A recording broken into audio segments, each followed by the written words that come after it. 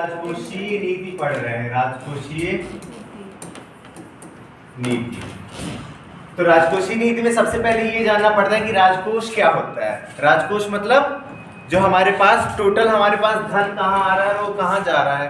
भारतीय संविधान में राजकोष के गठन की बात की गई, अनुच्छेद 266 है कि 65 है, 266 में संचित निधि की बात की गई, वही हमारी राजकोष है। उसके दो पार्ट होते हैं, ये हमारा राजकोष है जिसको ट्रेजरी कहते हैं। इसके दो पार्ट हैं, एक तरफ राजस्व वाला पार्ट है, दूसरा पूंजीगत वाला पार्ट है। राजस्व वाले पार्ट में हमें हमारे जो भी राजस्व आय है उनको शामिल किया जाता है। राजस्व आय कर राजस्व और गैर कर राजस्व होते हैं। कर राजस्व दो प्रकार के होते हैं, एक डायरेक्ट कर और दूसरा इनडायरेक्ट कर। डायरेक्ट कर में income tax, corporate tax, capital gain tax etcetera आते हैं, है ना। और जो इनडायरेक्ट टैक्स है उसमें क्या आते हैं, जीएसटी, कस्टम ड्यूटी, है ना, उत्पाद शुल्क, सेवा शुल्क वगैरह वगैरह जो भी आते थे। तो इससे हमारा राजस्व वाला पार्ट भर जमा होता है। ये जो आधा वाला भाग है वो राजस्व जमा होता है। राजस्व के जो भी खर्चे हैं, राजस्व के खर्चे कैसे, जो प्रशासनिक व्यय होते हैं, सैलरी देना, सेना के लिए पैसे देना, ब्याज का भुगतान करना, ये सब राजस्व व्यय है। तो राजस्व व्यय के लिए हम राजस्व आय से व्यय करते हैं।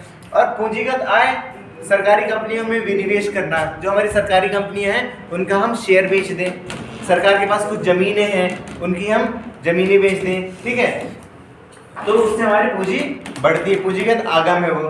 और यहीं से हम पूंजीगत व्यय करते हैं जो कि अधोसंरचना विकास के लिए है। अधोसंरचना का विकास हम कैसे करते हैं, अधोसंरचना में परिवहन, ऊर्जा और क्या संचार आता है। संचार का हम अगर इन सब का विकास कर रहे हैं तो वो पूंजीगत व्यय है। पूंजीगत व्यय दीर्घकाल के लिए होते हैं और राजस्व हमारी डेली खर्चे के लिए होते हैं। तो पूंजीगत आगम से हम पूंजीगत व्यय माइनस करते हैं। तो अगर पूंजीगत व्यय ज्यादा है तो वहां पे कौन सा घाटा होता है, पूंजीगत घाटा। अगर पूंजीगत आय ज्यादा है और व्यय कम है तो वहां पे हमें पूंजीगत लाभ प्राप्त होगा। यही राजस्व आगम में है और व्यय में है। अगर राजस्व आगम ज्यादा है और व्यय कम है तो वहां पे राजस्व सरप्लस होगा, रेवेन्यू सरप्लस कहते हैं। और अगर राजस्व आगम कम है और व्यय ज्यादा है तो वहां पे रेवेन्यू डेफिसिट होगा, राजस्व घाटा होगा। अब अगर टोटल घाटा, टोटल राजस्व आगम और पूंजीगत आगम को मिला लें और टोटल राजस्व व्यय और पूंजीगत व्यय को मिला लें, तो अगर हमारी टोटल आय ज्यादा है तो राजकोषीय लाभ हो जाएगा। और अगर टोटल आय कम है और टोटल खर्चे ज्यादा हैं तो वहां पे राजकोषीय घाटा हो जाएगा।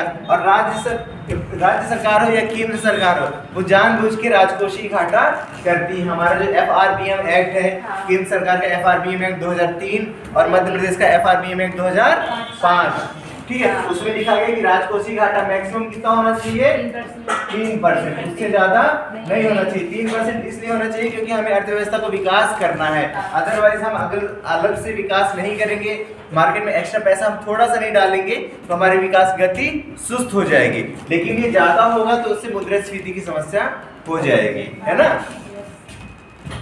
तो ये हमारी राजकोषीय नीति का छोटा सारांश था। राजकोषीय नीति के उपकरण आप जानते हो कि इस मटके को कैसे चलाया जाता है, कैसे चलाया जाता है, सार्वजनिक व्यय नीति, कराधान नीति, सार्वजनिक ऋण नीति और घाटे की वित्तीय व्यवस्था। इसका महत्व क्या होता है, इसका महत्व ये होता है कि सरकार के सभी खर्चे चलाते हैं।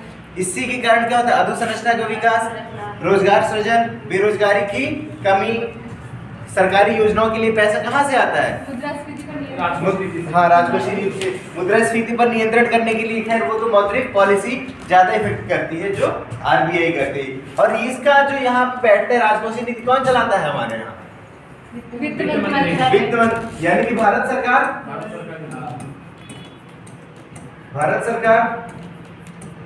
है ना, गवर्नमेंट ऑफ इंडिया।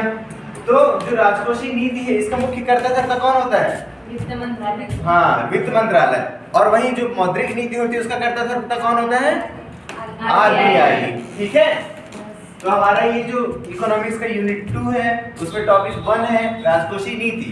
राजकोषीय नीति के बाद जो आगम है, कर आगम है, व्यय है, सार्वजनिक ऋण नीति है और घाटे की वित्तीय व्यवस्था, वो पूरा का पूरा टॉपिक हमारा क्लियर। आप लोगों को कुछ समझ में आया? यस। कुछ ऐसा पूछना हो तो आप पूछ सकते हैं।